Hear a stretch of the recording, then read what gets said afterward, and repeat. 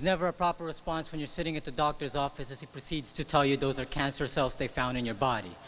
My doctor doesn't wait for one, but rather, he takes my distant stare into the sterile white walls as his cue to tell me to stay positive. After all, research showed that if treated early, testicular cancer has a 95% survival rate, and just then I was tempted to say, 95% means nothing if destiny doesn't intend me to be a part of that statistic. But I bite my tongue. Kept my eyes fixated across the room waiting until he was done. Explaining the process of what's meant to happen next, he says step 1 involves cutting a 4-inch incision beneath my belly. Then with a probe, guide the entire right testicle up to the pelvic region. Extract it through the incision, now imagine there I am. Pump with anesthesia, counting down slowly from 10. Each second maliciously haunted by the disturbing thought that when I wake I will never be whole again. Now it's off to step 2. Nauseated and confused, I quickly learned that Percocets and poetry writing just don't mix. But I pop them on the hour every hour, because every hour ticks, the pain returns. Radiates through nerves like tattoos being etched from the inside. So I gotta pop pills until I feel the pain begin to subside. My doctor says all I can do is wait. Wait until the incision heals. Wait to see if the cancer was caught in time. Wait to get back to my right state of mind. Wait for sanity. Wait for a miracle. Wait for a blessing. It's so unsettling that when it comes to cancer, there seems to be a lot of waiting for the unknown. And I'm trying to stay positive.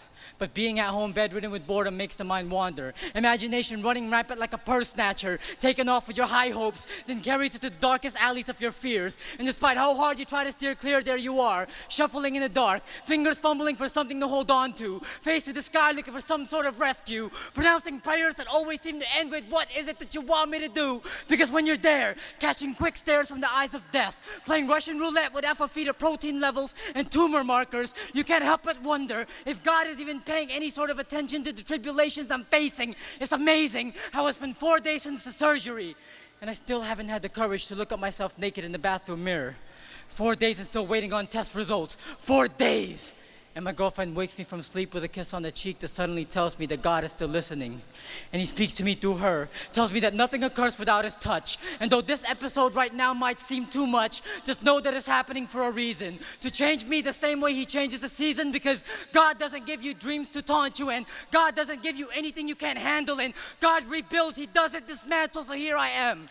Broken, but still beautiful. Thankful to be blessed by the presence of family and friends. A loving girl, a beautiful audience, and a 4-inch scar that I now pass off as a stab wound I got from a knife fight because I'm hardcore like that. But I'm alive, and I've survived. So give me the choice to ride or die, and I'll spread my arms to the side to touch both ends of the earth. Damn right, me and my one testicle's taking over the world.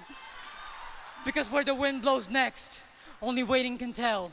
But ask me what I learned from cancer, and I'll answer that sometimes you have to lose a part of you to find your whole self.